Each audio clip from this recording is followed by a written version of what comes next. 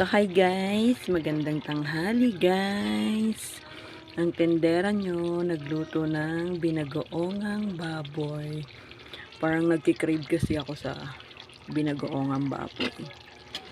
So guys, yung alamang yan niluto ko muna, ginisa ko muna bago ko siya igisa ulit yung baboy sa alamang.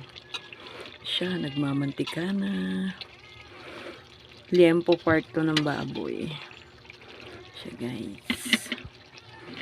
Parang minsan kasi masarap mag-ulam ng mga parang hinahanap ng bibig mo na kainin.